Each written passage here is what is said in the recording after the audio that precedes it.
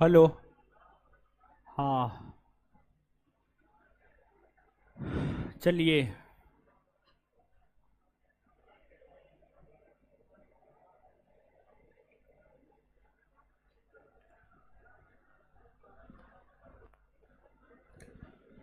सोनू यादव, रवि कुमार, रणबीर कुमार, कृति Singh, are Chauhan, सबको good evening.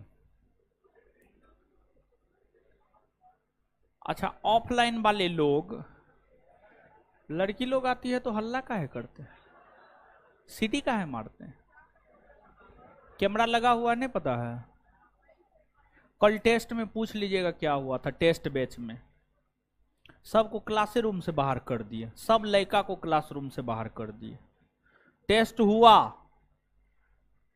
Discussion करवाए, सिर्फ लड़की को बैठा के डिस्कशन करवाए, लड़का को बाहर कर दिए क्लासरूम से। और क्यों किए? तो यही लड़की आने पर सीटी बजा रहा था। तो सुधरिए महाराज, ठीक है। आपकी बहन पर कोई सीटी बजाएगा तो आपको तो बहुत बढ़िया लगेगा, कहेंगे बात तो खराब लगेगा, समझे?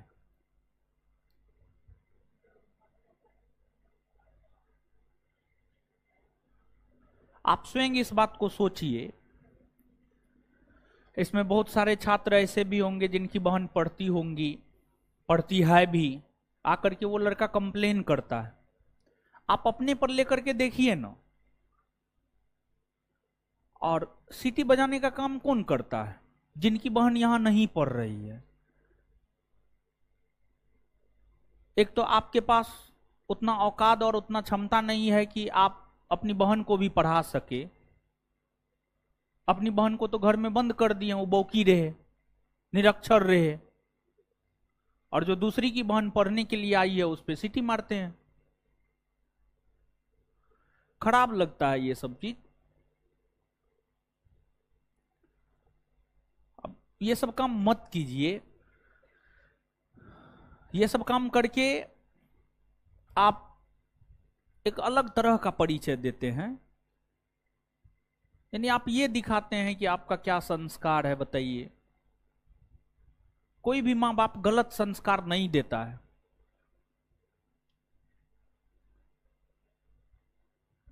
लेकिन आप लोग अपने माँ बाप को भी गलत साबित कर रहे हैं, सीटी बजा करके, सीटी मार करके। अब लड़की आई है, आने दीजिए, इसमें सीटी बजाने की क्या बात है? उठा के दो चप्पल मार देगी तब मुंह अपने जैसा हो जाएगा। एकदम लड़की को हम खुली छूट दे रहे हैं क्लासरूम में। अगर आप आते हैं, किसी को भी सीटी बजाते हुए देख लीजिए, सीधा सैंडल खोल के 4 सैंडल मारिए, ठीक है? और उसके बाद फिर हम आएंगे, उसके बाद हम आएंगे ना, लड़का तो पहचान में आइए जाएगा। और उसके बाद क्या करेंगे वो हमको भी नहीं पता है। लड़की के सम्मान और गरिमा के साथ अगर आप मजाक कीजिएगा, ये चीज बर्दाश्त नहीं होगा। पढ़ने के लिए आते हैं, जाइए रोड पे, जाइए, जो करना है कीजिए ना, रोड पे जाइए। क्लासरूम है, ये सिनेमा हॉल नहीं है। और ये सब काम ना पढ़ने वाला लड़का करता है, ना पढ़ने वाला, जिनका चमड़ा नहीं है पढ़ने वाला, वही ये सब काम करता है। जो पढ़ने वाला लड़का वो ये सब काम करिए नहीं सकता। और अधिकतर तो ना पढ़ने वाला ही होता है।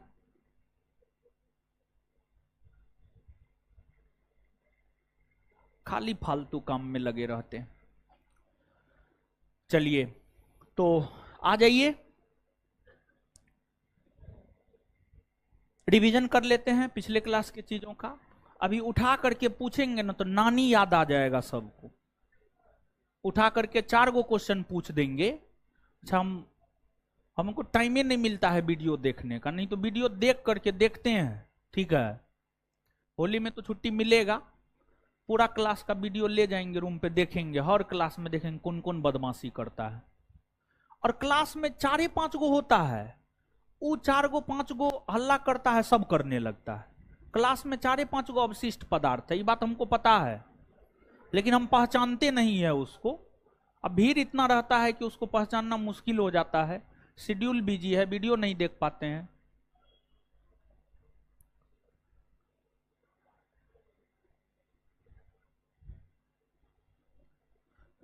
आ जाइए। क्या हम लोगों को देखना है, तो सबसे पहले तो रिवीजन करना है। आज बौद्ध धर्म जो है खत्म हो जाएगा हम लोगों का। पिछले क्लास में क्या बता रहे थे? क्या बता रहे थे?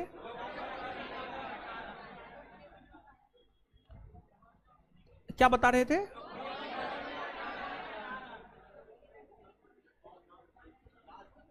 बौद्ध धर्म की लोकप्रियता का कारण वो बता दिए थे ना। हाँ हो गया। आप कितना लिखिएगा? 72 को पॉइंट लिखिएगा, 5 को बहुत हुआ।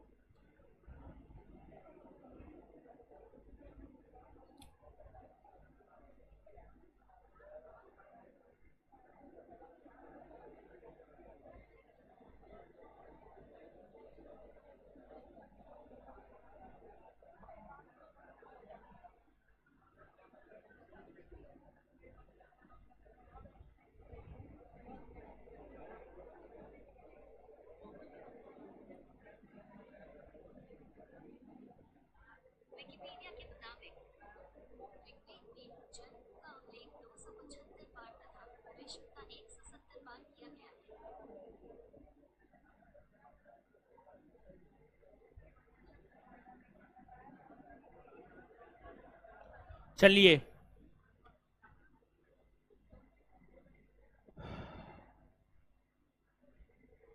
आ जाइए। लोकप्रियता का कारण बता दिए थे। आगे हेडिंग मारिएगा पतन के कारण। पतन के कारण। सोनू यादव, ऋग्वेद में विष की चर्चा 170 बार है। 170 बार। क्या हुआ? अरे बैठिए आप लोग, बैठिए। अरे बैठिए ना आप लोग, बैठिए। अरे बैठिए ना आप लोग, बैठिए बैठिए। क्या हुआ है जी?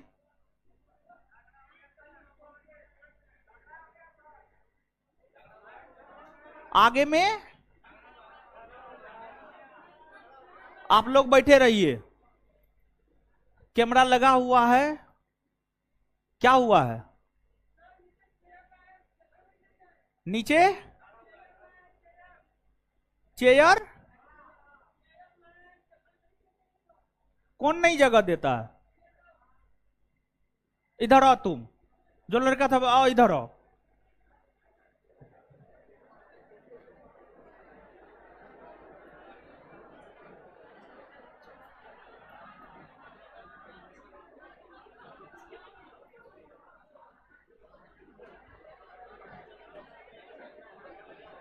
इधर आओ, इधर आओ। क्या हुआ तुमको?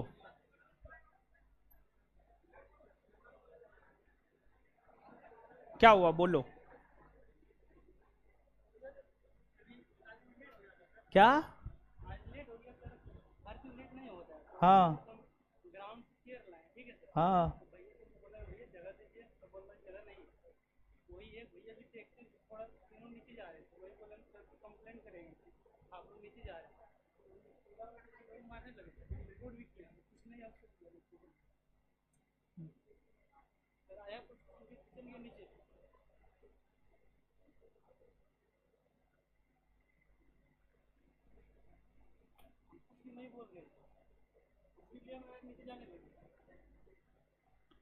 पूरा बात बताओ फिर से।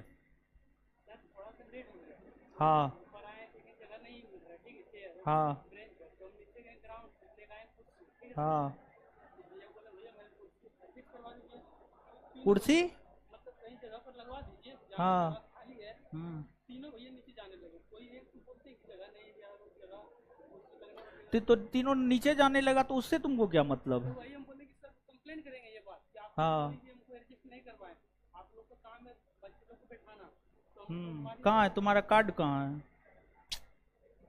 कौन बैच में पढ़ता है? अरे यहाँ का कार्ड थोड़े है। ओ। ओ ई वाला, ई तो टेम्पोरी। कौन सा बैच में पढ़ता? 5 से 7 फाउंडेशन। अरे जब आपको बोला जगह देने के लिए तो आप जगह नहीं दिलवाइएगा क्या? हाँ।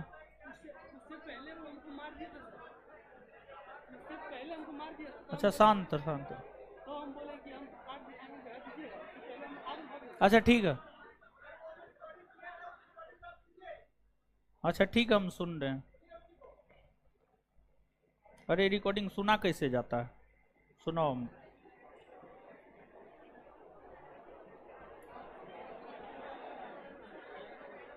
दो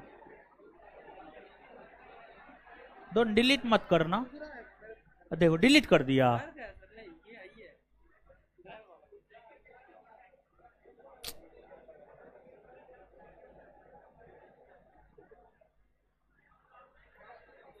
ये कहाँ है? तुम तो डिलीट कर दिया लगता है।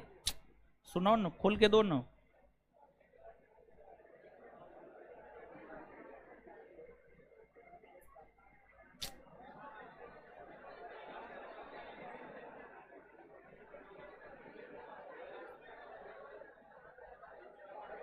ये तो रिकॉर्डिंग होने लग रहा है।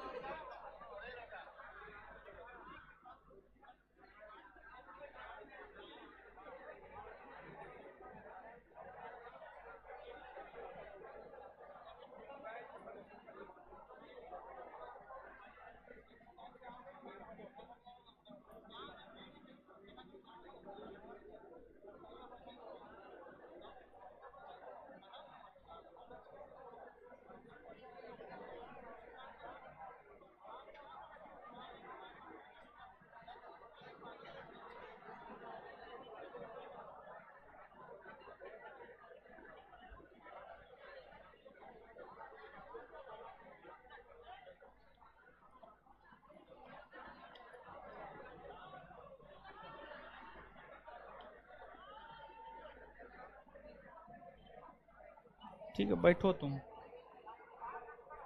हमको तो कुछ स्पष्ट नहीं हो रहा। तुम मेरे व्हाट्सएप पे भेजो इसको। मेरा व्हाट्सएप नंबर है, भेजो तुम। बैठो यहाँ पे तुम। बैठो। कॉपी कहाँ है तुम्हारा? कॉपी इसका भेजिए। बैठो तुम यहाँ पे। है।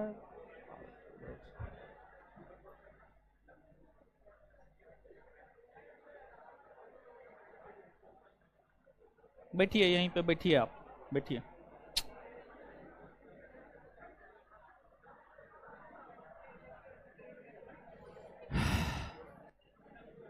चलिए आइए, भेज दीजिए उसका कॉपी। आइए पढ़िए। आइए तो। द्वितीय बौद्ध सम्मेलन कब हुआ था? 383 ईस्वी। द्वितीय बौद्ध सम्मेलन का क्या? वैशाली के द्वितीय बौद्ध सम्मेलन को संरक्षण काला काला शोक। द्वितीय बौद्ध सम्मेलन क्या थे? सभा कामी।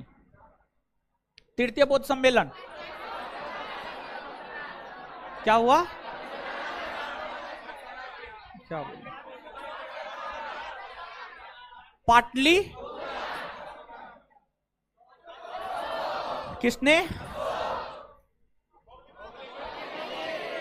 मोगलीपुत्र। अभिधम चौथा नौ कश्मीर के कुंडलवन। कनिष्क ने नौ वसु अश्व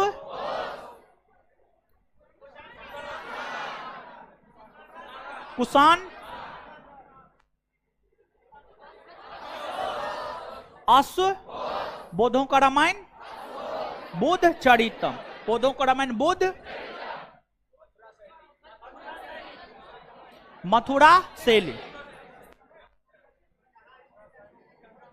क्या है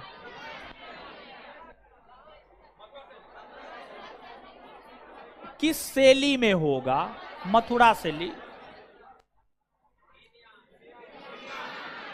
हीन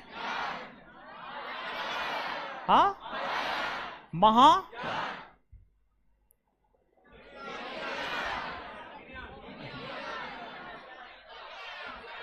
हीन या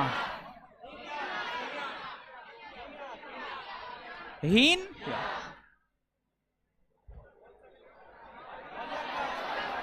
हरियक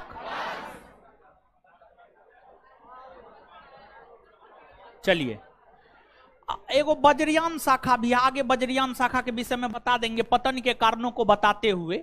अभी कुछ लोग कमेंट कर रहे थे सर वज्रयान शाखा नहीं बताया, वज्रयान शाखा के विषय में अभी चर्चा करेंगे। हम इसको ये करके रखे थे कि पतन के कारण में बताएंगे, तो अब पतन का कारण ठीक है। तो अब ध्यान से सबसे पहले जो है आप सुनिएगा, ठीक है, ध्यान से सबसे पहले आप सुनिएगा और उसके बाद जो है फिर आप लिख लीजिएगा। समझ गए? कहाँ है स्टाफ, कहाँ है? सब चले गया नीचे, एक भी नहीं है। देखिए आपका काम है विद्यार्थी लेट से आए सेट से आए, उससे मतलब नहीं है। विद्यार्थी का मन है, हम भी कभी काल लेट से आते हैं, हम भी तो, अरे कोई दिक्कत नहीं है। वो 6 बजे आए फिर भी जगह खोज के बैठाना आपका काम है, ठीक है। हम आपको क्यों रखें? विद्यार्थी को सुविधा मिल सके, विद्यार्थी को जगह मिल सके। हमको इतना समय नहीं है कि हम विद्यार्थी को जाकर के बैठाए। समझ गए? वो लेट से आए 5 मिनट 10 मिनट 15 मिनट कोई दिक्कत नहीं है। इसमें गलती तो मेरा है कि हम कभी 5:15 बजे आते हैं, कभी 5:20 में आते हैं, कभी 5:30 बजे आते हैं। तो गलती तो मेरा भी है कि थोड़ा सा टाइम का फ्लक्चुएशन रहता है। समझ गए? तो बच्चा 5 मिनट लेट हो गया तो क्या हो गया, जगह खोज के बैठाना है उसको। ये कौन बड़ा बात है? कोई तो बहुत बड़ा बात नहीं है, बहुत बड़ा इश्यू नहीं है ये, ठीक है। जगह खोज के बैठाना आपका काम है, आपको बैठाना पड़ेगा। वो लेट है सेट है उससे मतलब नहीं है, ठीक है। आगे से जो है इस बात को आप ध्यान में रखिएगा और आप लोग भी थोड़ा सा इस बात को ध्यान में रखिएगा, थोड़ा टाइम से आ जाए, हमारे आने से पहले आ जाए, ठीक है। बस इतना बात ध्यान में रखना है और कुछ नहीं। चलिए देखिए ये सब बच्चा है, समझ गए? बच्चा है, मैट्रिक इंटर करके आया है, ये सब का गलती माफ है। समझ गए? ये सब का हर गलती माफ है, आप लोग का हर गलती माफ है, समझ। लेकिन कुछ एक सीमा के भीतर। अब आप ये मत सोचिएगा कि सब गलती माफ है मतलब कुछ भी कर लेंगे ना। एक सीमा के भीतर भारत का संविधान हम लोग को मौलिक अधिकार देता है, वो भी एक सीमा के भीतर देता है, ठीक है। तो एक सीमा के भीतर आपकी गलती माफ है, लेकिन सीमा को पार करिएगा तब थोड़े, तब ना, ठीक है। चलिए तो बौद्ध धर्म के पतन के कारणों को अगर हम देखें तो बौद्ध धर्म के पतन के जो है ना कई सारे कारण हैं। एक तो पहला कारण यह है शुरुआती दिनों में बौद्ध धर्म ने कर्मकांडों का विरोध किया, तंत्र मंत्र का विरोध किया, कर्मकांडों का विरोध किया। लेकिन बाद में जाकर बौद्ध धर्म ने कर्मकांडों को अपनाना शुरू कर दिया।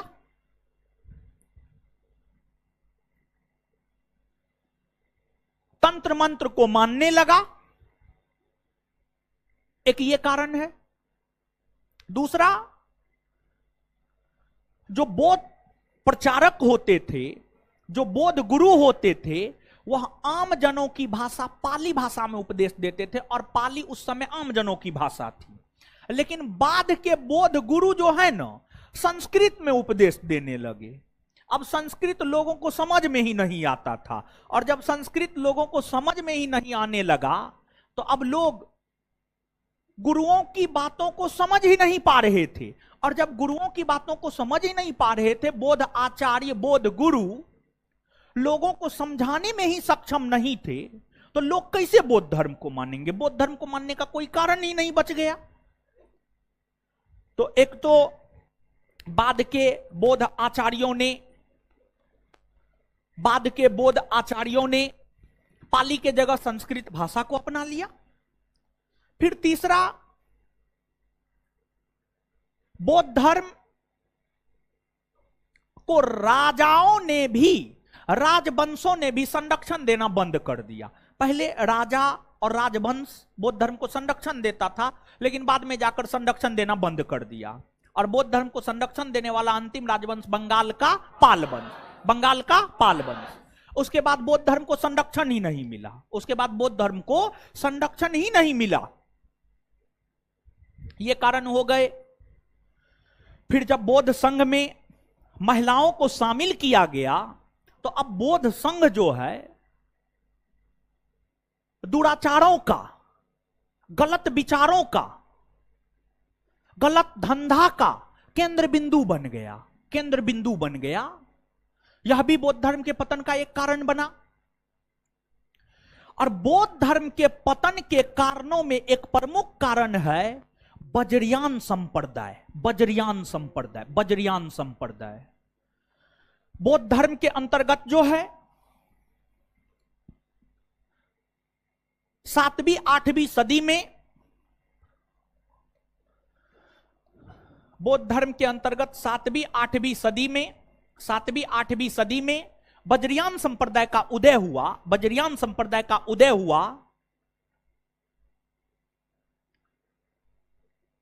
और बजरियान संप्रदाय के लोग जो है ना, पंचमकार की आराधना करने लगे।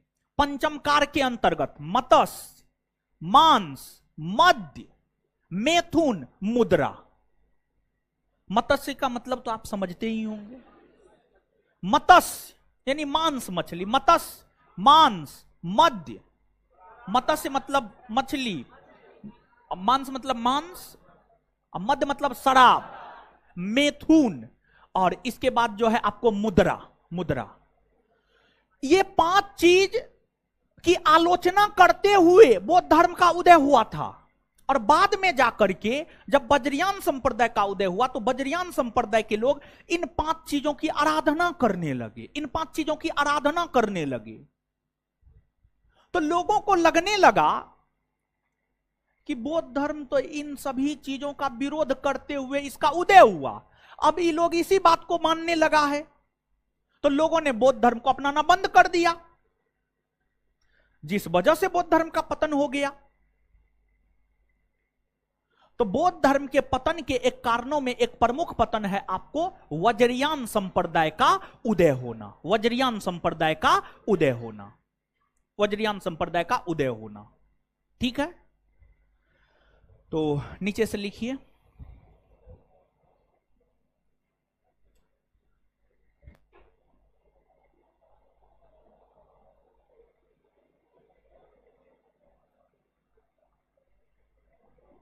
एक नंबर में लिखिएगा,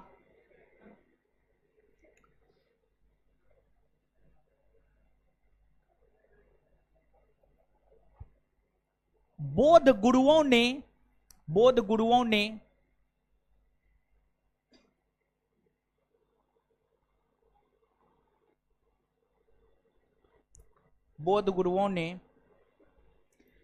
पाली के जगह बौद्ध गुरुओं ने पाली भाषा के जगह उपदेश में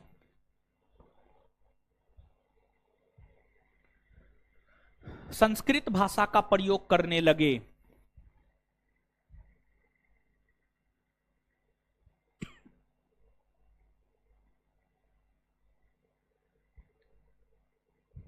नेक्स्ट,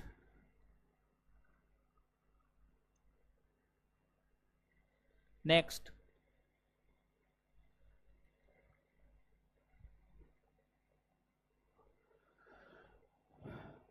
राजवंशों ने, राजवंशों ने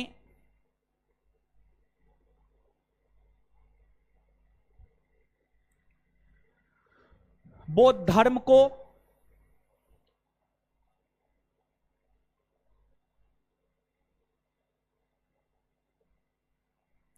संरक्षण देना बंद कर दिया। राजवंशों ने बौद्ध धर्म को संरक्षण देना बंद कर दिया। राजवंशों ने बौद्ध धर्म को संरक्षण देना बंद कर दिया। संरक्षण देना बंद कर दिया। संरक्षण देना बंद कर दिया। और ये अंतिम राजवंश बंगाल का पाल वंश था, लिखा है थे? लिखा दिए हैं। चलिए, तो यहां पर तो लिखाने का जरूरत ना है, देख लीजिए एक बार, लिखा हुआ है पक्का। हाँ ठीक है, नेक्स्ट।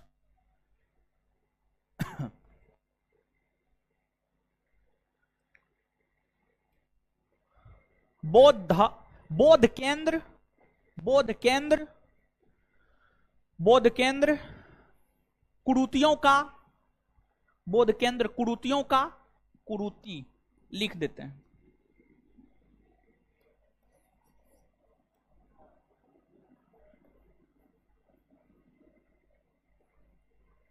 बौद्ध केंद्र कुरीतियों का, कुरीतियों का केंद्र बिंदु बन गया था। कुरीतियों का केंद्र बिंदु बन गया था। बौद्ध केंद्र कुरीतियों का केंद्र बिंदु बन गया था।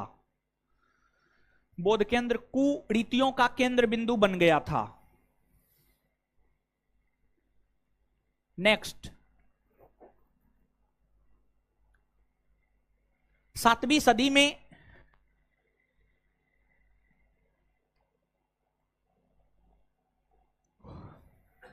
सातवीं सदी में बजरियान संप्रदाय का उदय हुआ। 7वीं सदी में, एक मिनट, 7वीं सदी में बौद्ध धर्म के अंतर्गत, 7वीं सदी में बौद्ध धर्म के अंतर्गत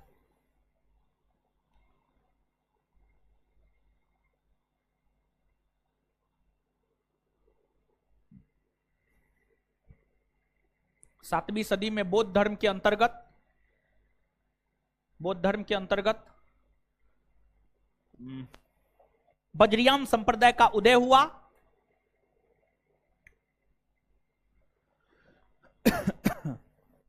जिसने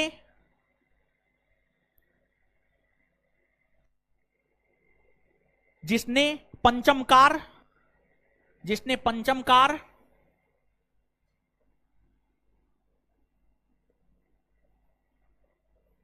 जिसने पंचमकार कॉस्ट में,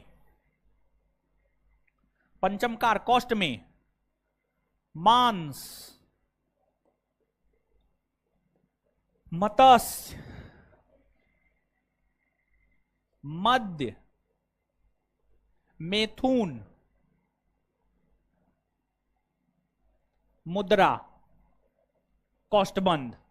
पंचमकार, पंचमकार के कॉस्ट में मांस, मत्स्य, मद्य, मैथुन, मुद्रा, कॉस्टबंद की आराधना करना शुरू कर दिया, की आराधना करना शुरू कर दिया।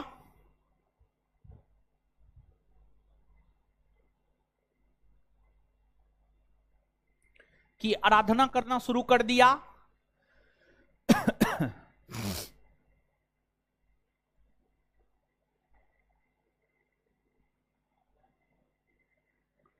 जिस कारण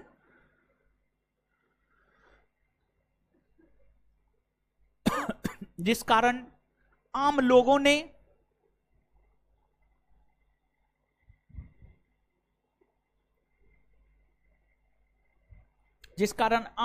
ने बौद्ध धर्म से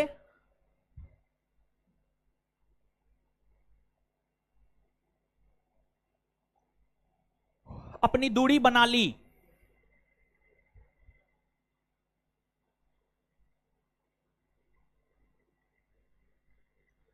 इस संप्रदाय के लोग, उसी में कंटिन्यू लिखते जाइएगा, इस संप्रदाय के लोग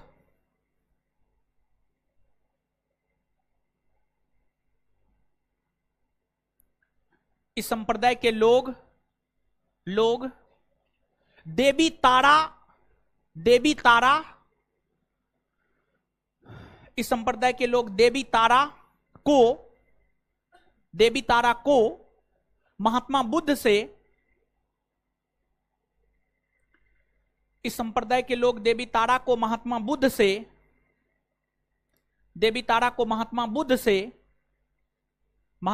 से जोड़ कर देखा।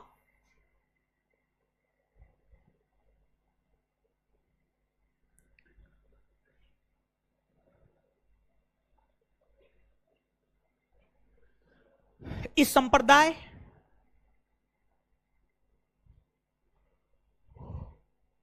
के लोग महात्मा बुद्ध को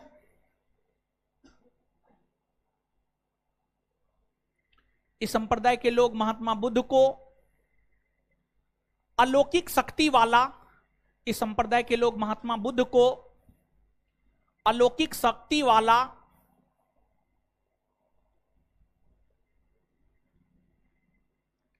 पुरुष मानते थे, अलौकिक शक्ति वाला पुरुष मानते थे।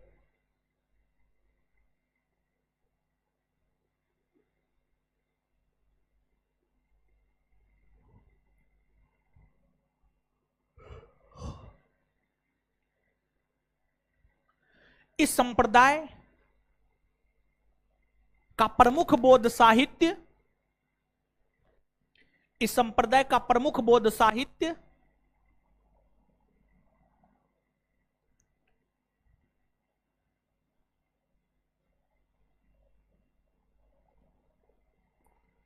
इस संप्रदाय का प्रमुख बौद्ध साहित्य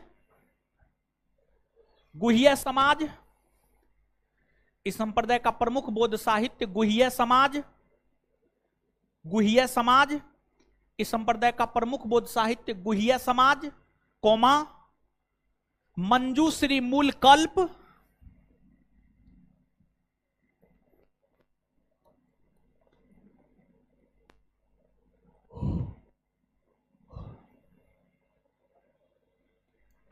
मंजूश्री मूल कल्प इत्यादि, मंजूश्री मूल कल्प इत्यादि, मंजूश्री मूल कल्प इत्यादि है। और हां, यहां पर एक बात और, बौद्ध धर्म का सबसे प्राचीन संप्रदाय कौन है जानते हैं? बौद्ध धर्म का सबसे प्राचीन संप्रदाय है थेरवाद। कौन है? थेरवाद। जैसे बौद्ध धर्म में स्थविर, महासंघी, हीनयान, महायान, वज्रयान, उसी प्रकार से बौद्ध धर्म का एक संप्रदाय है थेरवाद, जो कि बौद्ध धर्म का सबसे प्राचीनतम संप्रदाय है, सबसे पुराना संप्रदाय है, सबसे प्राचीनतम संप्रदाय है, यानी सबसे पुराना संप्रदाय, सबसे पुराना संप्रदाय। नोट देकर के इस पॉइंट को लिखिएगा।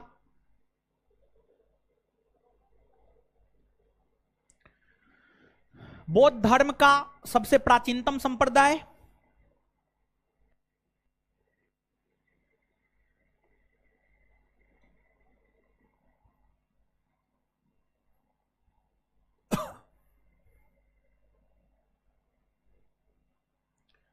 बौद्ध धर्म का सबसे प्राचीनतम संप्रदाय थेरवाद। बौद्ध धर्म का सबसे प्राचीनतम संप्रदाय थेरवाद।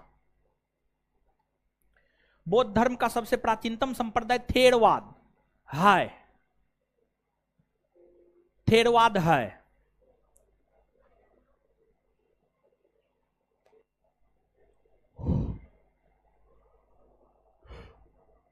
लिख लिए? चलिए, अब देखिए, जो महात्मा बुद्ध थे ना, वो तो महावीर स्वामी के समकालीन थे ना हो। दोनों एक दूसरे का समकालीन नहीं था? एकदम था, दोनों एक दूसरे का समकालीन। तो अब महात्मा बुद्ध और महावीर स्वामी दोनों में कई सारी समानताएं हैं और दोनों में कई सारी असमानताएं भी है। तो जो कभी कताल परीक्षा की अगर हम बात करें, तो कभी कताल परीक्षा जो है ना, महात्मा बुद्ध महावीर स्वामी के समानता के विषय में पूछता है और कभी कताल असमानता के विषय में पूछता है। या इसी को यह भी कह सकते हैं, बौद्ध धर्म जैन धर्म में समानता और बौद्ध धर्म जैन धर्म में असमानता। असमानता। तो समानता को भी समझना है और असमानता को भी समझना है, क्या क्या समानता है और क्या क्या असमानता है। तो अब सबसे पहले आप हेडिंग मारिएगा, बौद्ध धर्म और जैन धर्म में समानता।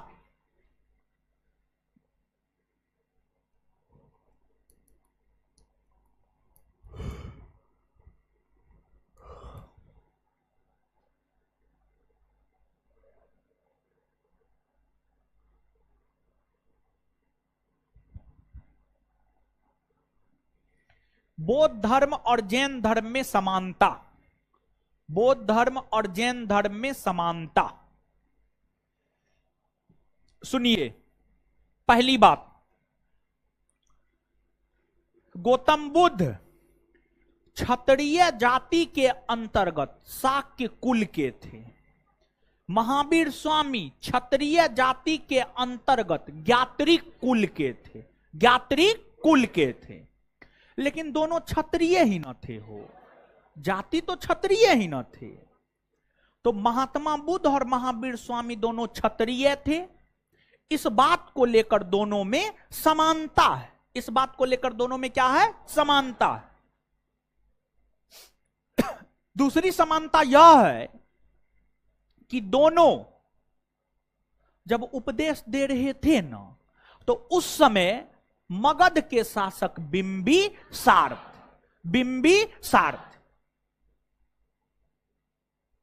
इसके बाद महावीर स्वामी ने भी और महात्मा बुद्ध ने भी, यानी दोनों ने, कंधा पर से हाथ काट लेंगे हम, ठीक है, दोस्ती फरियाने आए, मारेंगे मुंह तोड़ देंगे। महात्मा बुद्ध और महावीर स्वामी दोनों ने शूद्र और महिला, इन दोनों वर्ग, यही दो वर्ग ऐसा था जो समाज में पिछड़ा हुआ था, जिसे समाज में है दृष्टिकोण से देखा जाता था, नीच दृष्टिकोण से देखा जाता था। ये दोनों वर्ग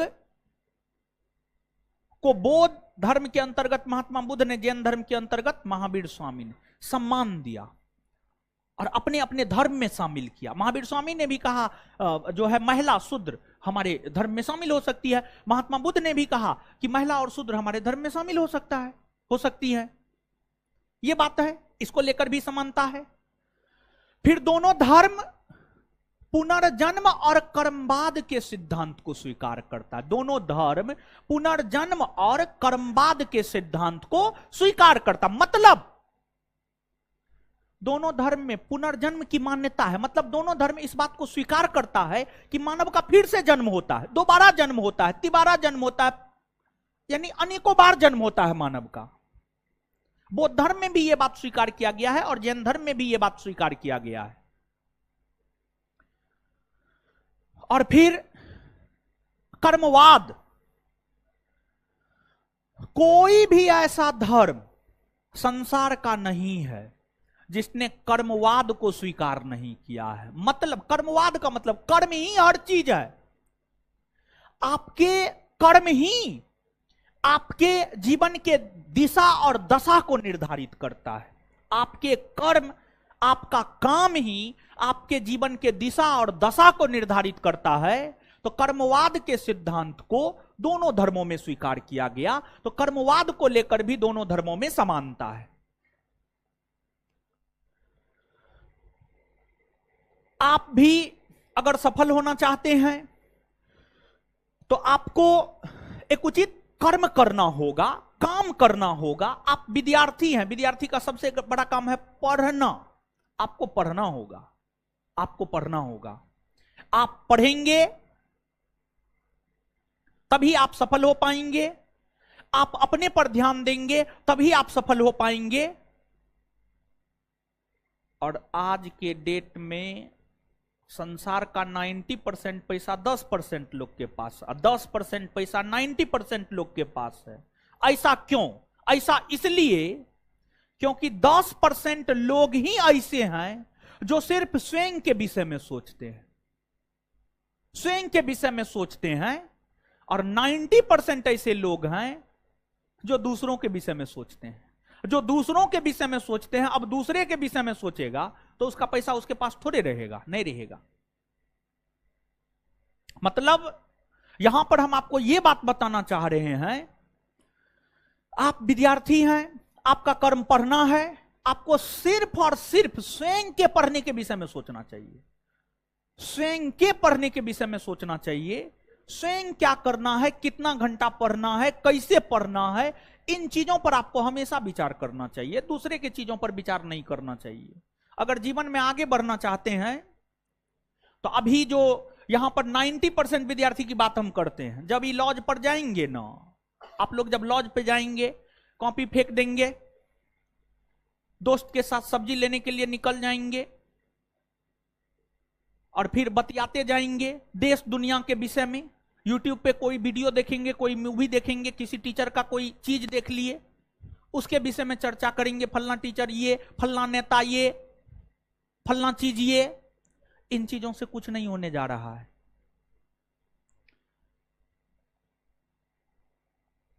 सिर्फ और सिर्फ आपके पढ़ाई से ही आपके जीवन में परिवर्तन होने जा रहा है, उसके अलावा किसी भी चीज से आपके जीवन में कोई परिवर्तन नहीं होने जा रहा है। और आप इस बात को दिमाग में रख लीजिए,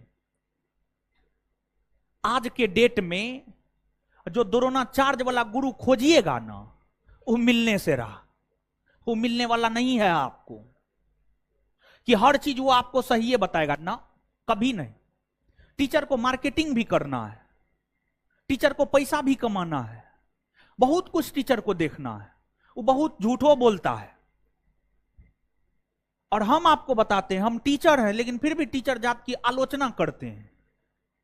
इसके पीछे कारण है, बहुत बड़ा कारण है। टीचर, आज का टीचर जानते हैं, जिन भी टीचर को, पूरे भारतवर्ष के जिन भी टीचर को सो कॉल्ड स्टार आप लोग कहते हैं ना, सब झूठ का खेती करता है, झूठ का। और उसके झूठ को आप नहीं पकड़ पाइएगा और आपको उसमें लगना भी नहीं है। आपको सिर्फ अपने काम से मतलब है। महात्मा बुद्ध को देखिए ना जी, अलार कलम के पास गए, ज्ञान लिए, निकल गए। रुद्रक रामपुत्र के पास गए, ज्ञान लिए, निकल गए। मतलब हम ये बात कह रहे हैं कि आप हमारे पास पढ़ने के लिए आते हैं तो सिर्फ पढ़ने के विषय में सोचिए, हमारे विषय में मत सोचिए। हमारे विषय में हम सोचने के लिए स्वयं काफी है। और हमारे क्या, आप जहां भी पढ़ते हैं उस टीचर के विषय में मत सोचिए, आप स्वयं के विषय में सोचिए। उस टीचर से कितना लेना है इस विषय में सोचिए आप।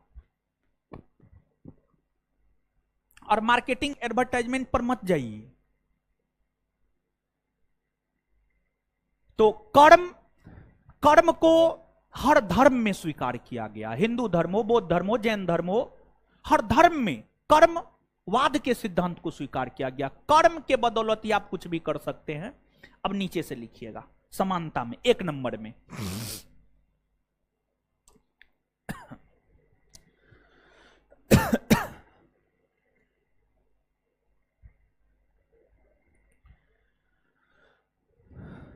एक नंबर में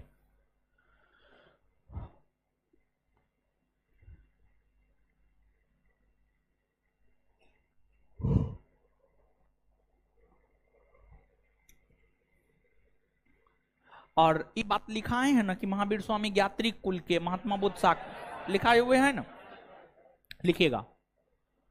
महात्मा बुद्ध और महावीर स्वामी दोनों क्षत्रिय जाति से संबंधित थे। 1 नंबर में महात्मा बुद्ध और महावीर स्वामी दोनों क्षत्रिय जाति से संबंधित थे।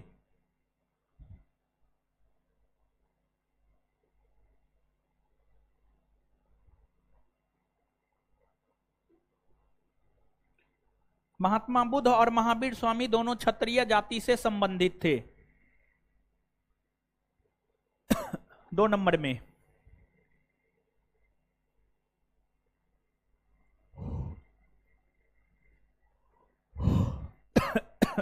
में दोनों धर्मों में कर्मवाद और पुनर्जन्म के सिद्धांत को स्वीकार किया गया है। दोनों धर्मों में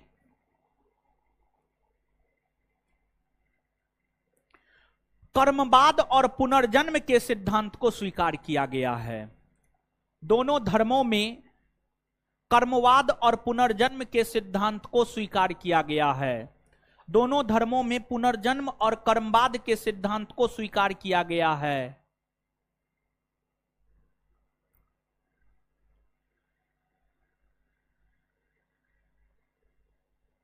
आगे दोनों धर्मों ने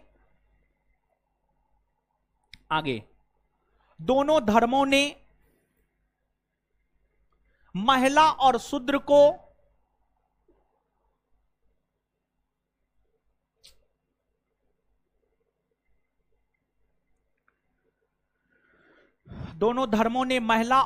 को महिला और शूद्र को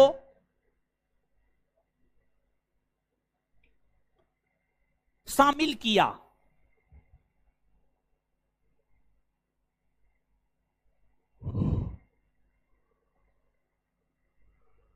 आगे महात्मा बुद्ध और महावीर स्वामी दोनों ने बिंबिसार के समय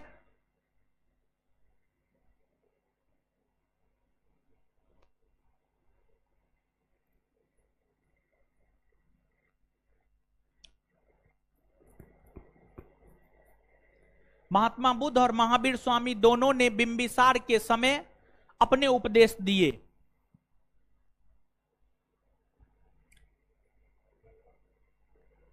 महात्मा बुद्ध और महावीर स्वामी दोनों ने बिंबिसार के समय अपना उपदेश दिए।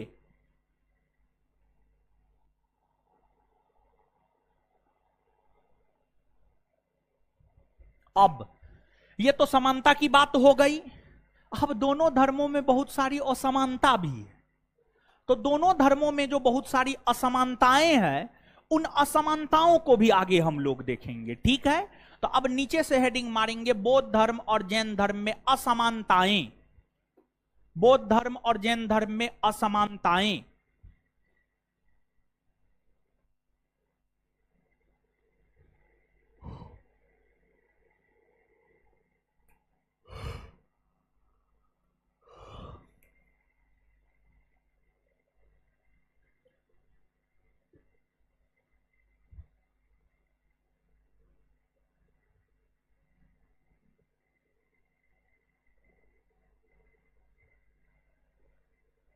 असमानताएं देखिए, अब सुनिए दोनों धर्म में क्या क्या असमानता है। पहली असमानता तो यह है कि बौद्ध धर्म में मध्यम मार्ग की शिक्षा दी गई। मध्यम मार्ग मतलब बीच का रास्ता अपनाना है, बीच का रास्ता अपनाना है। लेकिन जैन धर्म में कठोर मार्ग, कठोर तपस्या की बात कही गई। पहली असमानता तो यही है। दूसरी असमानता यह है कि गौतम बुद्ध का मानना था कि मानव जीवित रहते मोक्ष की प्राप्ति कर सकता है, और जैन धर्म के अंतर्गत महावीर स्वामी का मानना था मृत्यु के बाद ही मोक्ष प्राप्त हो सकता है। तो बौद्ध धर्म में कहना था कि जीवित रहते मोक्ष प्राप्त कर सकता है मानव, और बौद्ध जैन धर्म में कहना है मृत्यु के बाद मोक्ष प्राप्त करेगा मानव। अगली असमानता है आत्मा। बौद्ध धर्म में आत्मा को नहीं माना गया है, जैन धर्म में आत्मा को माना गया है। बौद्ध धर्म में आत्मा को नहीं माना गया है, लेकिन जैन धर्म में आत्मा को माना गया है।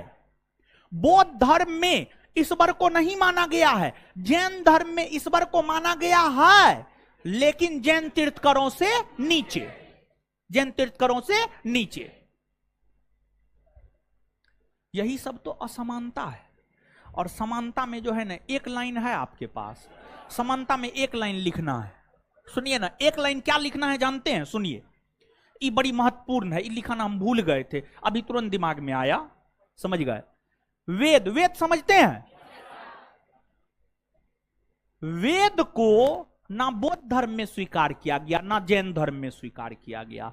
वेद की प्रामाणिकता को ना जैन धर्म में स्वीकार किया गया, ना बौद्ध धर्म में स्वीकार किया गया। यानी वेद की प्रामाणिकता को बौद्ध धर्म जैन धर्म दोनों में स्वीकार नहीं किया गया। मतलब इसको लेकर के जो है, वेद की प्रामाणिकता को लेकर दोनों धर्म में एक समान विचार है। एक समान विचार है तो एक समान विचार है तो स्वाभाविक सी बात है, समानता वाली बात हो गई, हाँ या ना? समानता वाली ही ना बात हुई। तो समानता में एक लाइन जगह निकाल के लिखिए ना। अभी असमानता में नहीं लिखिएगा, समानता में ही एक लाइन जगह निकाल के लिखिएगा। तो एक लाइन थोड़ा सा कहीं भी जगह निकालिए ना, ठीक है। लिखिए, दोनों धर्मों में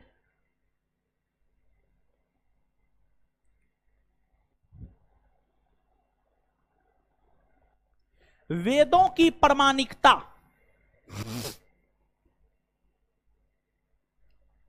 दोनों धर्मों में वेदों की प्रामाणिकता दोनों धर्मों में वेदों की प्रामाणिकता को दोनों धर्मों में वेदों की प्रामाणिकता को स्वीकार नहीं किया गया है। दोनों धर्मों में वेदों की प्रामाणिकता को स्वीकार नहीं किया गया है। दोनों धर्मों में वेदों की प्रामाणिकता को स्वीकार नहीं किया गया है। दोनों धर्मों में वेदों की प्रामाणिकता को स्वीकार नहीं किया गया है। समानता वाला में इसको लिखा है। अब असमानता में लिखिए। अब जो आप हेडिंग मारे थे असमानता, असमानता में लिखिए। समझ पा रहे हैं ना? उस समानता वाला में लिखे थे ना, अब असमानता में ना लिखना है। असमानता में पहला पॉइंट,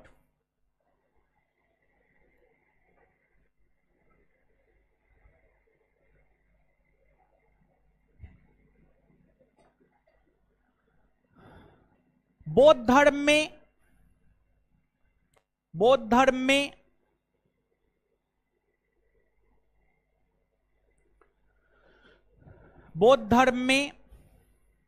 आत्मा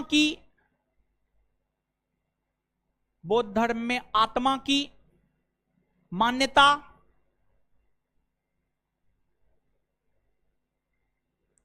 बौद्ध धर्म में आत्मा की मान्यता नहीं है।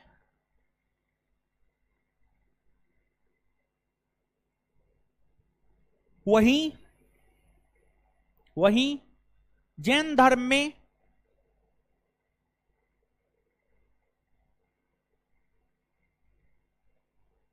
आत्मा की मान्यता है। वहीं जैन धर्म में आत्मा की मान्यता है।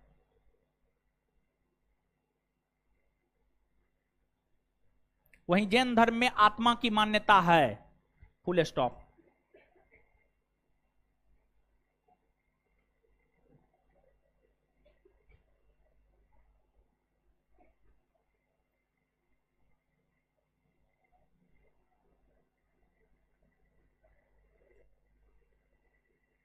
दो नंबर में बौद्ध धर्म में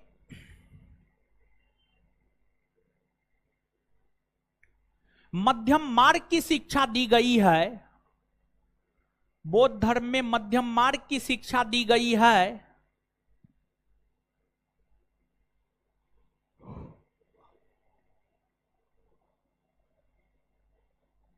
तो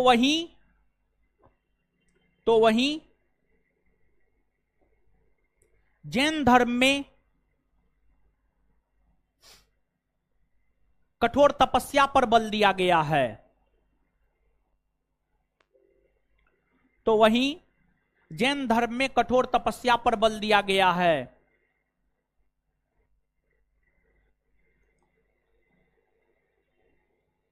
नेक्स्ट, बौद्ध धर्म में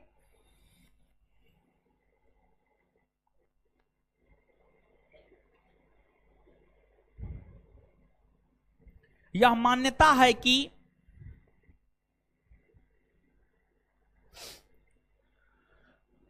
बौद्ध धर्म में यह मान्यता है कि बौद्ध धर्म में यह मान्यता है कि जीवित रहते ही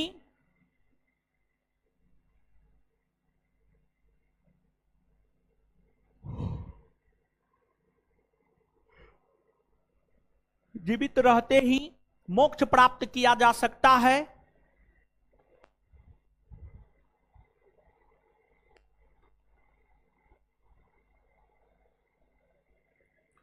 जीवित रहते ही मोक्ष प्राप्त किया जा सकता है, लेकिन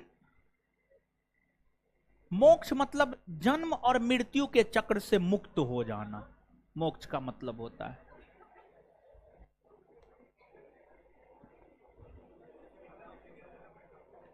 बौद्ध धर्म में यह मान्यता है कि जीवित रहते ही मोक्ष प्राप्त किया जा सकता है, लेकिन जैन धर्म में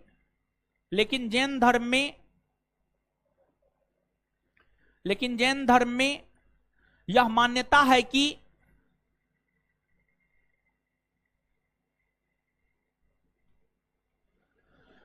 मृत्यु के बाद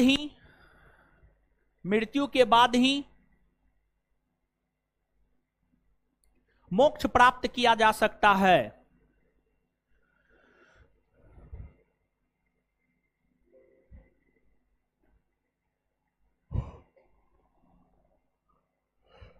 आगे आगे आगे बौद्ध धर्म में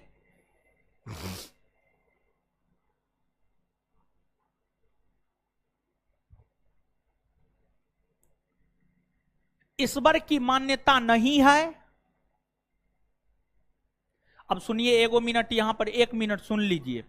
जैसे लुसेंट पढ़िएगा ना, वो लिखता है बौद्ध धर्म जैन धर्म दोनों में से किसी में भी ईश्वर की मान्यता नहीं है। लेकिन रामशरण शर्मा प्राचीन भारतीय इतिहास एनसीईआरटी लिखे हैं, उसको पढ़िएगा तो जो लाइन हम लिखा रहे हैं वही लाइन रामशरण शर्मा में है, समझ गए? तो इसलिए लुसेंट फुसेंट पे मत जाइए, जो लिखाए हैं वही सही है और उसी बात को मानना भी है, समझ? अब परीक्षा में उसी के अकॉर्डिंग आंसर भी देना है।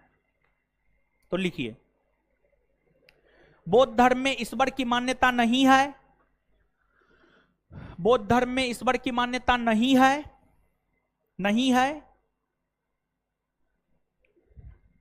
लेकिन जैन धर्म में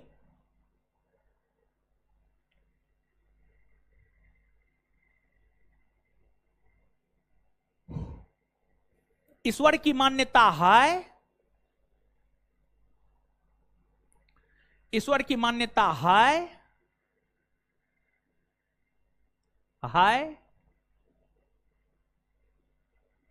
ईश्वर की मान्यता है, परंतु जैन तीर्थकरों से नीचे रखा गया है, परंतु ईश्वर को जैन तीर्थकरों से नीचे रखा गया है, परंतु ईश्वर को जैन तीर्थकरों से नीचे रखा गया है, परंतु ईश्वर को जैन तीर्थकरों से नीचे रखा गया है, परंतु जैन तीर्थकरों को ईश्वर से नीचे रखा गया है, परंतु ईश्वर को जैन तीर्थकरों से नीचे रखा गया है, परंतु ईश्वर को जैन तीर्थकरों से नीचे रखा गया है, परंतु ईश्वर को जैन तीर्थकरों से नीचे रखा गया है, ईश्वर को जैन तीर्थकरों से नीचे रखा गया है। चलिए, ये सब जो है असमानता हो गया। अब जो है परिशिष्ट, परिशिष्ट मतलब कुछ वैसा तथ्य जो पढ़ाने के दौरान हम आपको अभी तक नहीं बताए हैं और वो पूछा हुआ है, ठीक है, और महत्वपूर्ण भी है। जो प्रश्न एक बार पूछ देता है उसके पूछने की संभावना आगे अधिक होता है। क्या सातवाहन काल में कार्ले के चैत्य का निर्माण हुआ था, वो सबसे प्रसिद्ध चैत्य था। चैत्य का मतलब होता है पूजा स्थल, तो कार्ले महाराष्ट्र में पड़ता है। सातवाहन शासकों ने कार्ले के चैत्य का निर्माण करवाया था। सातवाहन काल में उसकी चर्चा करेंगे, ठीक है। परिशिष्ट, चलिए अब सुनते जाइए, समझते जाइए, फटाफट लिखते जाइए, ठीक है। पहले सुनिए, समझिए, तब फटाफट लिखिएगा। समझते हैं ना? वो समझने में कोई दिक्कत नहीं ना? ऐसा नहीं ना कि हम फारसी बोलते हैं आप ही का ना भाषा बोलते हैं, हाँ, पाली बोलते हैं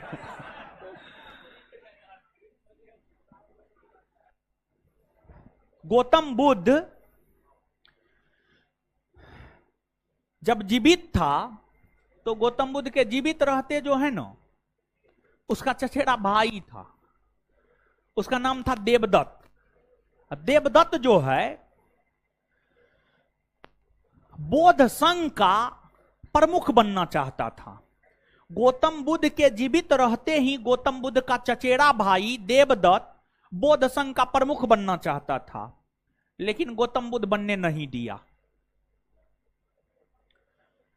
और गौतम बुद्ध अपने निधन से पूर्व किसी को भी अपना उत्तराधिकारी घोषित नहीं किया था। गौतम बुद्ध अपने निधन से पूर्व किसी को भी अपना उत्तराधिकारी घोषित नहीं किया था। मतलब कोई भी व्यक्ति गौतम बुद्ध का उत्तराधिकारी नहीं बना। गौतम बुद्ध का कोई उत्तराधिकारी नहीं था। ऐसा नहीं कि आनंद उसका उत्तराधिकारी था, ना, उसका कोई उत्तराधिकारी नहीं था। दोनों प्रश्न पूछे जाते हैं और पूछे गए हैं दोनों प्रश्न। कौन ऐसा व्यक्ति था जो गौतम बुद्ध के जीवित रहते ही बौद्ध संघ का प्रमुख बनना चाहता था? तो उत्तर देवदत्त। दूसरा प्रश्न, गौतम बुद्ध अपना उत्तराधिकारी किसे बनाना चाहता था? किसी को नहीं। गौतम बुद्ध ने अपना उत्तराधिकारी किसे बनाया? किसी को नहीं। तो नीचे से लिखिए, समझते जाइए, लिखते जाइए। 10 को 12 को 15 को पॉइंट होगा, ठीक है, जो भी होगा लिखा देते हैं समझा बुझा के।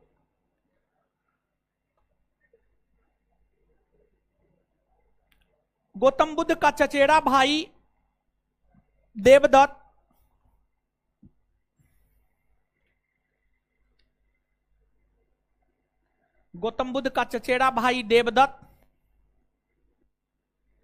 बुद्ध के जीवित रहते ही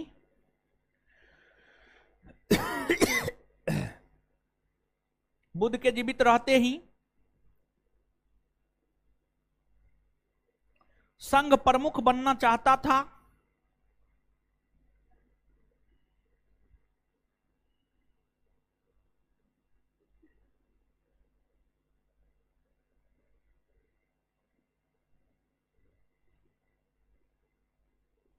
गौतम बुद्ध के जीवित रहते ही संघ प्रमुख बनना चाहता था।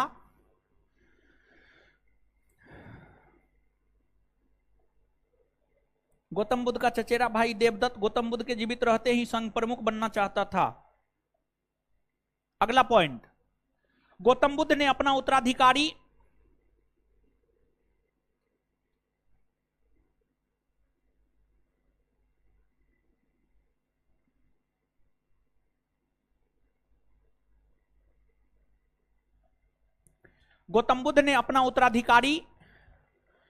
किसी को भी घोषित नहीं किया।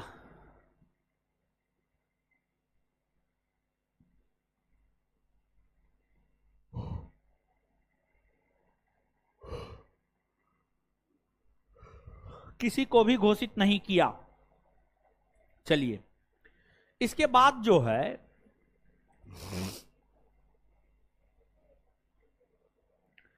बौद्ध धर्म के प्रचार हेतु गौतम बुद्ध कौन भाषा का प्रयोग किए?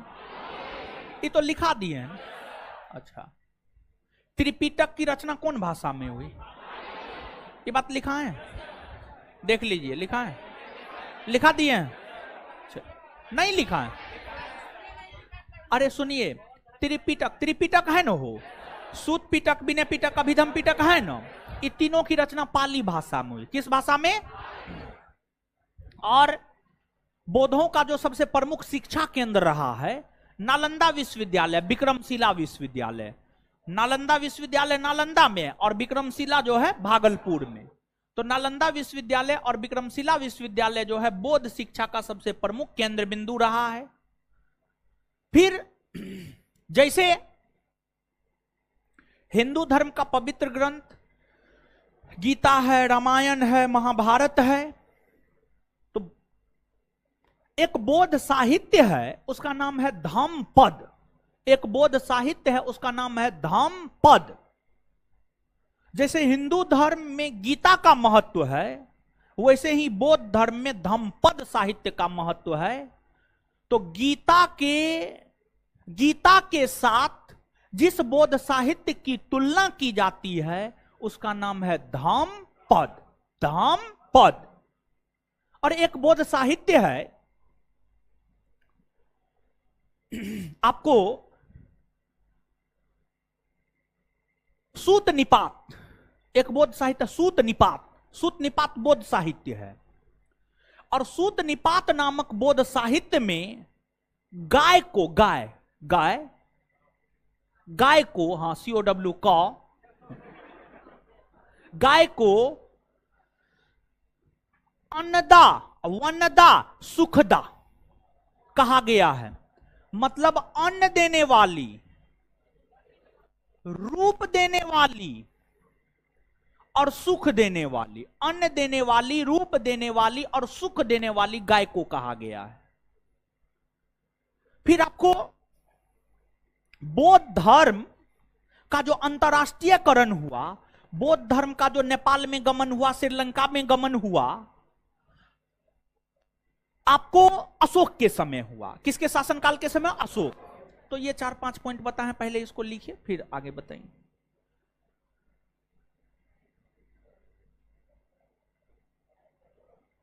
लिखिएगा, त्रिपिटक की रचना, ऐसे लिखिए, एक मिनट। बौद्धों का सबसे प्राचीनतम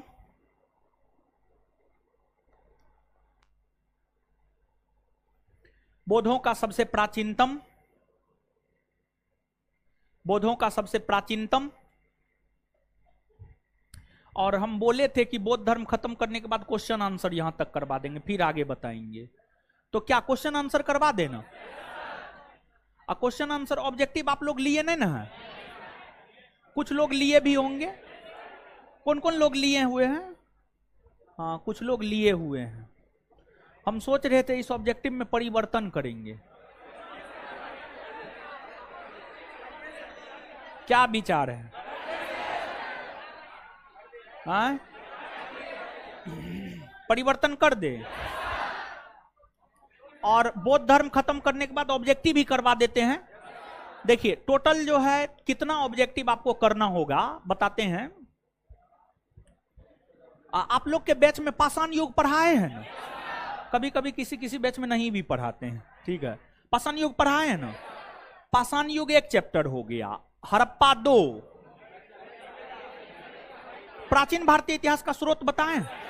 नहीं, तब तो प्राचीन भारतीय इतिहास का स्रोत 1, पाषाण 2, हड़प्पा 3, वैदिक 4, जैन 5, बौद्ध 6 गो चैप्टर है। टोटल 1000 क्वेश्चन, 1000 क्वेश्चन, हाँ 1000 क्वेश्चन। और एक दिन में हमको लगता है 200-300 क्वेश्चन आराम से खिंचाएगा। अरे महाराज जो आप पढ़े हैं वही क्वेश्चन तो देंगे, कुछ एक्स्ट्रा होगा।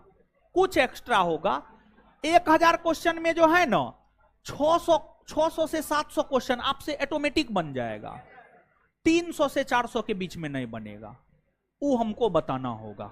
समझ गए? 1000 क्वेश्चन। तो क्या यहां तक जो है पढ़ा करके अब ऑब्जेक्टिव ही करवा देते हैं? क्या विचार? ऑब्जेक्टिव जो लिए हैं ठीक है, कोई बात न है, ठीक है। उसमें जो भी आपको कंफ्यूजन होगा आप अपना देख लीजिएगा, पूछ लीजिएगा हमसे। और नया ऑब्जेक्टिव चैप्टर वाइज जो है टेलीग्राम चैनल पर हम भेज देंगे, हम तैयार करके टेलीग्राम चैनल पर आपको भेज देंगे। और आप लोग और ऑनलाइन वाले लोग जो है एप्लीकेशन पर अपलोड करवा देंगे। जिस रोज अगला क्लास मेरा कल परसों है, तो परसों जो है प्राचीन भारतीय इतिहास को जानने के स्रोत, उसका क्वेश्चन लेकर के हम आएंगे। और परसों क्लास आने से पहले 2-3 घंटा पहले जो है टेलीग्राम चैनल पर भेज देंगे, ताकि आप क्लास आए तो उसको निकाल करके आए, ठीक है। एक दिन में 200-300 क्वेश्चन जितना होता है। और बोले हुए भी थे कि बौद्ध धर्म तक पढ़ा करके क्वेश्चन आंसर करवा देंगे। क्या विचार? विचार ठीक है ना? करवा देना। हाँ, बायोलॉजी में क्वेश्चन आंसर सब हो रहा है। पहला फाउंडेशन में क्वेश्चन आंसर सब करवा देते हैं, ठीक है। फाउंडेशन में टारगेट में नहीं करवाते हैं, समझे? हम तो ऐसे करवेबे नहीं करते हैं, समझ गए। लेकिन अब सोचे हैं कि करवा देंगे आप लोग के बैच में भी, समझे? करवा देंगे। लिखिए तो, बौद्धों का सबसे प्राचीनतम एवं प्रमाणिक साहित्य, बौद्धों का सबसे प्राचीनतम एवं प्रमाणिक साहित्य, बौद्धों का सबसे प्राचीनतम एवं प्रमाणिक साहित्य त्रिपिटक है, बौद्धों का सबसे प्राचीनतम एवं प्रमाणिक साहित्य त्रिपिटक है, जिसकी रचना पाली भाषा में हुई है।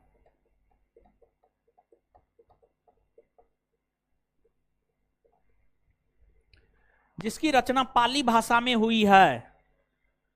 जिसकी रचना पाली भाषा में हुई है। जिसकी रचना पाली भाषा में हुई है।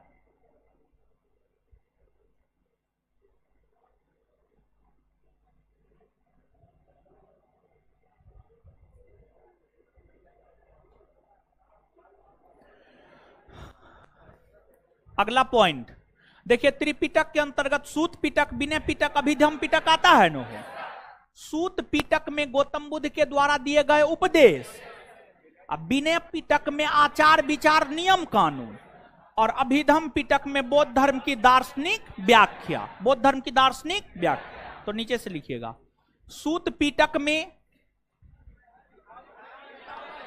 कहां लिखा है? स्रोत में। स्रोत में लिखा हुआ, लिखा हुआ तब छोड़ दीजिए, लिखा हुआ है तब छोड़ दीजिए। अगला पॉइंट, बौद्ध साहित्य धम्मपद को, बौद्ध साहित्य धम्मपद को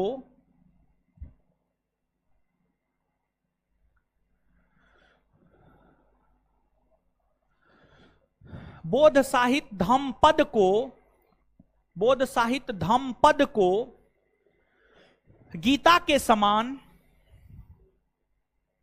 बौद्ध साहित्य धम्मपद को गीता के समान पवित्र, बौद्ध साहित्य धम्मपद को गीता के समान पवित्र बताया गया है।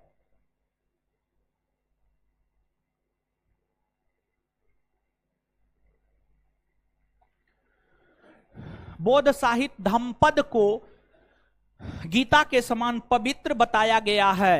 गीता के समान पवित्र बताया गया है। नेक्स्ट पॉइंट,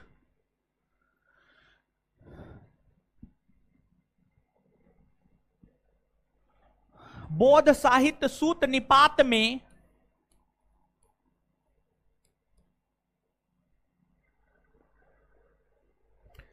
बौद्ध साहित्य सूत निपात में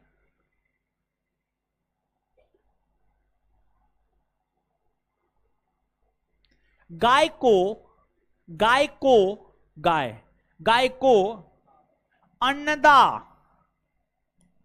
वनदा, सुखदा, बौद्ध ग्रंथ सूत निपात में गाय को अन्नदा, वनदा, सुखदा, अन्नदा, वनदा, सुखदा, अन्नदा, वनदा, सुखदा कहा गया है।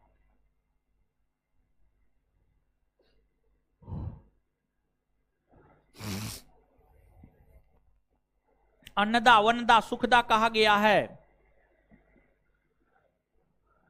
यानी अन्न देने वाली, रूप देने वाली, सुख देने वाली, अन्न देने वाली, रूप देने वाली, सुख देने वाली। ठीक है। अगला पॉइंट,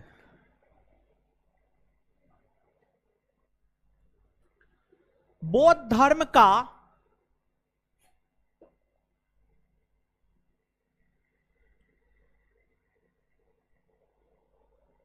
बौद्ध धर्म का बौद्ध धर्म का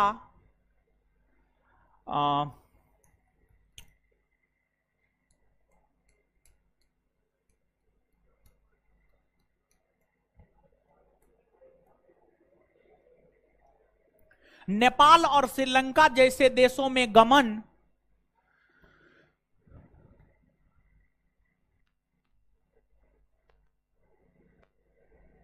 बौद्ध धर्म का नेपाल और श्रीलंका जैसे देशों में गमन, बौद्ध धर्म का नेपाल और श्रीलंका जैसे देशों में गमन,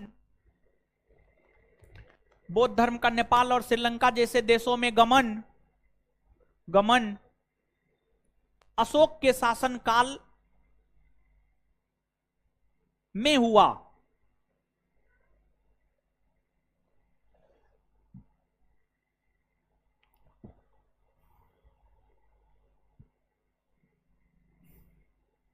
अच्छा, स्तूप चैत्य विहार, इसकी चर्चा किए? नहीं किए। अच्छा सुनिए, देखिए इसको समझ करके रखना है, और इसका अर्थ ही पूछा जाता है। स्तूप चैत्य और विहार का अर्थ पूछा जाता है। सुनिए,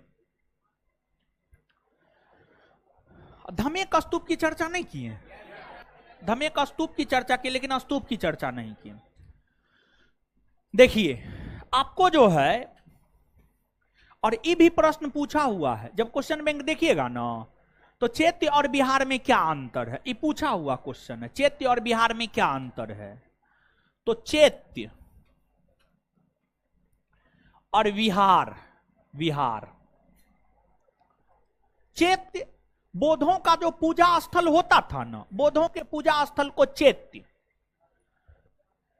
जैसे हिंदुओं के पूजा स्थल मंदिर, मुस्लिमों के पूजा स्थल मस्जिद, सिखों का पूजा स्थल गुरुद्वारा, ईसाइयों का पूजा स्थल चर्च, चर्च ना, अब पारसी का पूजा स्थल अग्निघर कहा जाता है, उसको अग्निघर कहा जाता है। समझ गए? तो अलग अलग धर्म के पूजा स्थल को अलग अलग नाम से हम लोग जानते हैं। तो बौद्धों के पूजा स्थल को चैत्य कहा जाता है, बौद्धों के पूजा स्थल को चैत्य। विहार, बौद्ध धर्म के लोग, बौद्ध धर्म को मानने वाले लोग जहां पर रहते थे उसी को विहार कहा जाता था, यानी बौद्धों के निवास स्थल को विहार कहा जाता था, बौद्धों के निवास स्थल को विहार कहा जाता था। और जो अपना राज्य बिहार है ना, इसका नाम बिहार इसलिए पड़ा क्योंकि सबसे ज्यादा बौद्ध धर्मावलंबी के लोग इसी क्षेत्र में रहते थे। तो सबसे ज्यादा बौद्ध धर्मावलंबी के लोग इस क्षेत्र में रहने के कारण ही इस राज्य का नाम, मतलब अपने राज्य का नाम, मैक्सिमम लोग तो बिहार के ही होंगे, कुछ उत्तर प्रदेश एमपी सबके होंगे, अपने राज्य का नाम बिहार पड़ा है। तो बौद्धों के निवास स्थल को विहार। और स्तूप, स्तूप की अगर हम बात करें तो स्तूप का अर्थ होता है वस्तु का ढेर, वस्तु का ढेर। गौतम बुद्ध तथा बौद्ध गुरुओं के जीवन से जुड़े हुए जितने भी वस्तु होते थे ना, उस वस्तु को एकत्रित कर दिया जाता था, और एकत्रित करके, समझ गए, उस पर गुंबदाकार टीले का निर्माण कर दिया जाता था, उस पर गुंबदाकार टीले का निर्माण कर दिया जाता था, इसी को स्तूप कहा गया। सबसे बड़ा बौद्ध स्तूप सांची का स्तूप है, जो कि मध्य प्रदेश में है। उस सांची के स्तूप का निर्माण महान मौर्य सम्राट अशोक ने करवाया था, महान मौर्य सम्राट अशोक ने करवाया था। नीचे से नोट डाउन कीजिए। बौद्धों के पूजा स्थल को चैत्य,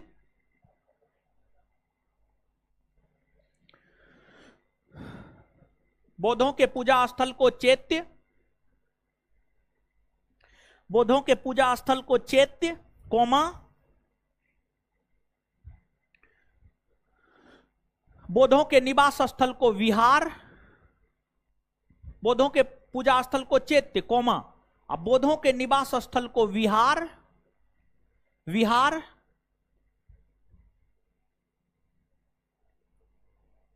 कहा जाता है।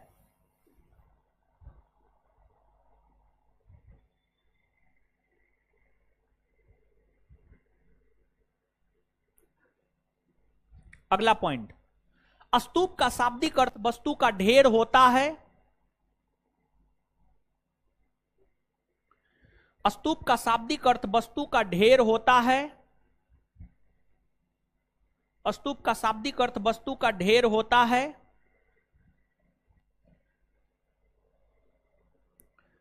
नेक्स्ट पॉइंट, सबसे बड़ा बौद्ध स्तूप, सबसे बड़ा बौद्ध स्तूप,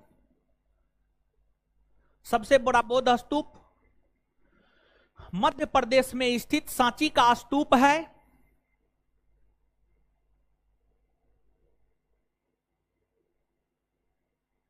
मध्य प्रदेश में स्थित सांची का स्तूप है।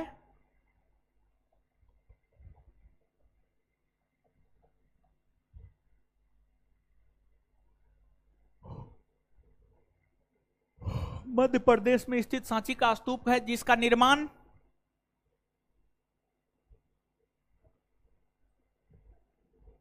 जिसका निर्माण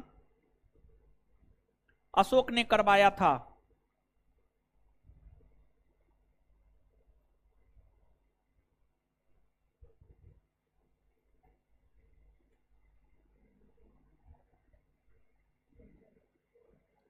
आगे लिखिए।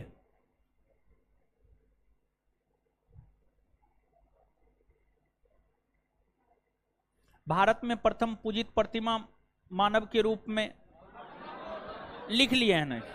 नेपाल में, श्रीलंका में बौद्ध धर्म का आगमन अशोक काल में, वो लिख लिए ना। आगे लिखिएगा। बौद्ध शिक्षा का सबसे प्रमुख केंद्र,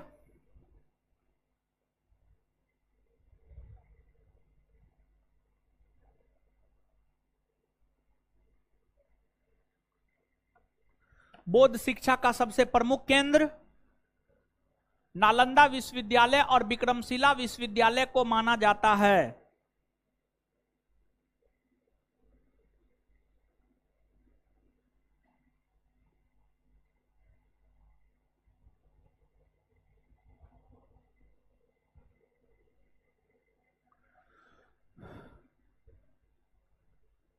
बौद्ध शिक्षा का सबसे प्रमुख केंद्र नालंदा विश्वविद्यालय और विक्रमशिला विश्वविद्यालय को माना जाता है। आगे, योगाचार या विज्ञानवाद के प्रवर्तक मैत्रेयनाथ थे। योगाचार या विज्ञानवाद के प्रवर्तक मैत्रेयनाथ थे। योगाचार या विज्ञानवाद के प्रवर्तक मैत्रेयनाथ थे। योगाचार या विज्ञानवाद के प्रवर्तक मैत्रेयनाथ थे।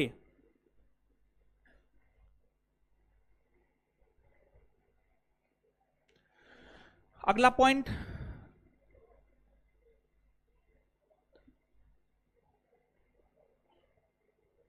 बौद्ध धर्म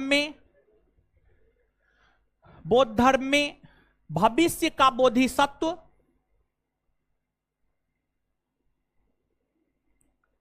बौद्ध धर्म में भविष्य का बोधिसत्व मैत्रेय को माना जाता है।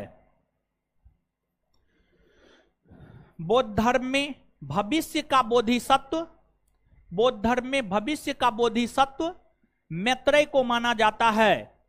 बौद्ध धर्म में भविष्य का बोधिसत्व मैत्रेय को माना जाता है।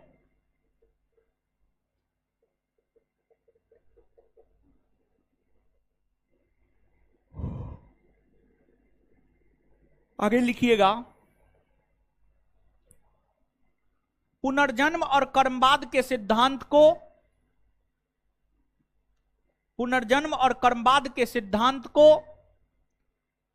हिंदू धर्म, बौद्ध धर्म और जैन धर्म तीनों में स्वीकार किया गया है। लिखवा दिए हैं। अच्छा,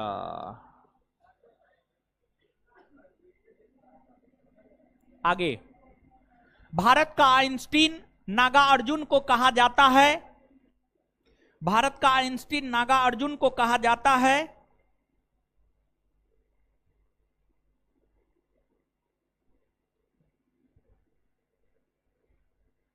भारत का आइंस्टीन नागार्जुन को कहा जाता है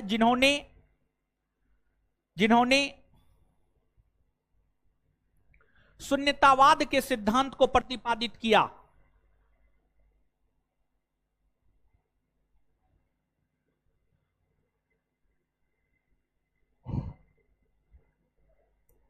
अच्छा, बौद्ध संघ क्या बोले थे? भारत का आइंस्टीन नागार्जुन को कहा जाता है जिन्होंने शून्यतावाद का सिद्धांत दिया।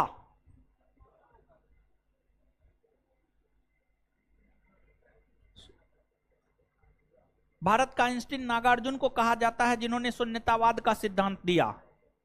आगे जो है और क्या छूटा है?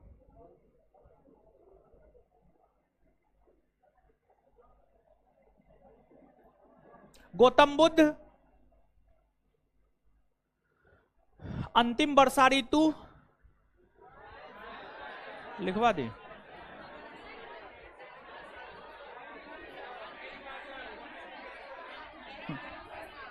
बाद में फिर छूट जाएगा तो कहिएगा नहीं लिखा। गौतम बुद्ध अंतिम वर्षा ऋतु वैशाली में गुजारे। गौतम बुद्ध अंतिम वर्षा ऋतु वैशाली में गुजारे। क्या वो पॉइंट हुआ? हाँ हो गया, बहुत हो गया। अब कितना? चलिए अब क्या करना है, इसको पढ़ना है।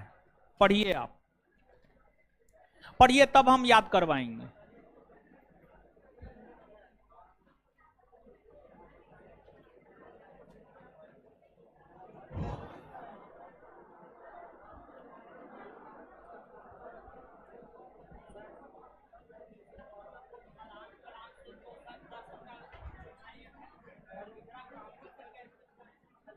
सांख्य दर्शन का ही लिए था।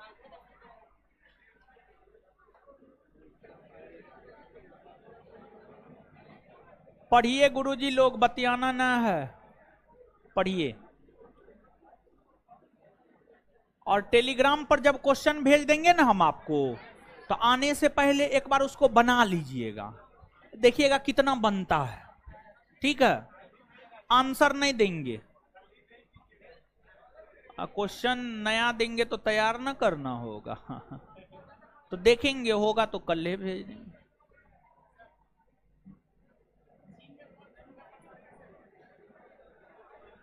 अशोके के समय तिब्बत गया, तिब्बत से चीन गया।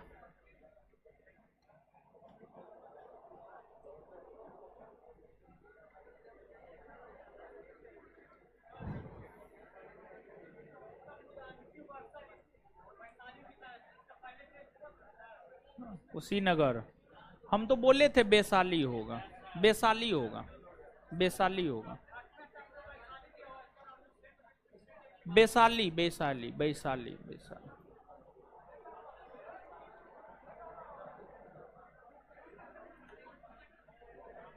अरे हीरो सब पढ़िए ना।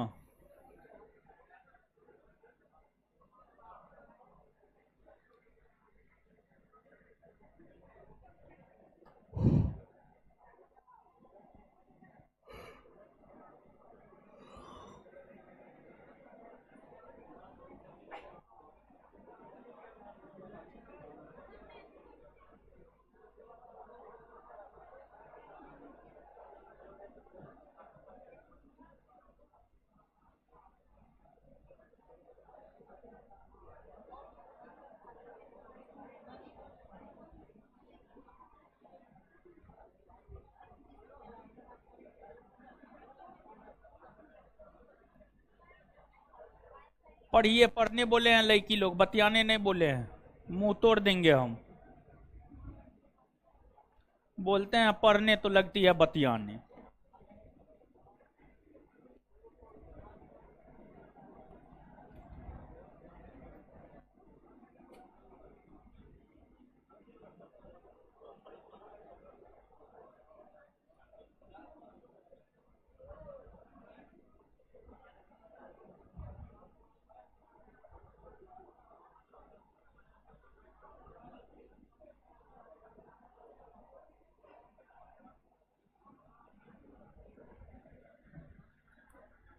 पढ़ लिए, आइए तो याद करते हैं। दीजिए कॉपी।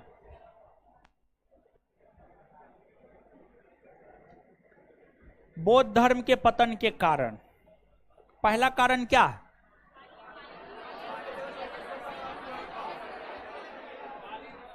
पहला कारण क्या है?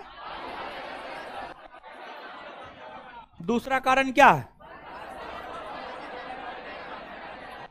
तीसरा कारण क्या है? और चौथा कारण वज्रयान संप्रदाय। किस संप्रदाय के लोगों ने पंचमकार की आराधना करना शुरू कर? वज्र। बौद्ध धर्म का सबसे प्राचीनतम संप्रदाय, सबसे प्राचीनतम संप्रदाय। दोनों धर्मों में समानता, पहला समानता क्या है? दोनों क्षत्रिय जाति से। दूसरा समानता क्या है?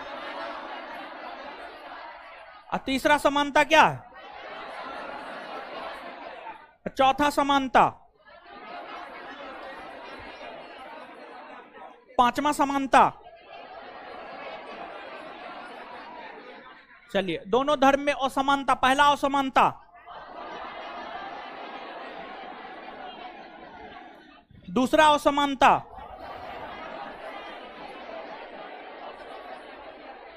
तीसरा असमानता,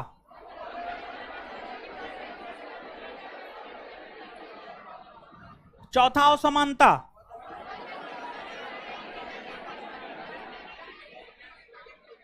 परिशिष्ट। गौतम बुद्ध के जीवित रहते कौन संघ प्रमुख बनना? कौन संघ प्रमुख बनना? गौतम बुद्ध ने किसी को अपना उत्तराधिकारी घोषित। बौद्धों का सबसे प्राचीनतम एवं प्रमाणिक साहित्य त्रिपिटक की रचना कौन भाषा में? कौन बौद्ध साहित्य गीता के समान पवित्र माना? कौन बौद्ध साहित्य गीता के समान पवित्र? किस बौद्ध साहित्य में गाय को अंधा वंदा सुखदा, अंधा वंदा सुखदा कहा गया? नेपाल और श्रीलंका जैसे देशों में बौद्ध धर्म का गमन किसके समय? बौद्धों के पूजा स्थल को क्या कहा गया? निवास स्थल को। स्तूप का शाब्दिक अर्थ क्या होता है? स्तूप का शाब्दिक अर्थ, स्तूप का शाब्दिक अर्थ, सबसे बड़ा बौद्ध स्तूप सांची का स्तूप। सांची का कौन बनाया है? कहां है? बौद्धों का प्रमुख शिक्षा केंद्र नालंदा। और योगाचार या विज्ञानवाद के प्रवर्तक मैत्रेय। बौद्ध धर्म में भविष्य का बोधिसत्व, पुनर्जन्म और कर्मवाद के सिद्धांत को किस किस धर्म में स्वीकार किया गया? भारत का आइंस्टीन किसे कहा जाता है? गौतम बुद्ध ने अंतिम वर्षा ऋतु कहां गुजारा? कहां गुजारा? चलिए सुनिए, खत्म हो गया। हमको निकलने दीजिए, तब निकलिएगा, आंख बकाइए नहीं। धन्यवाद।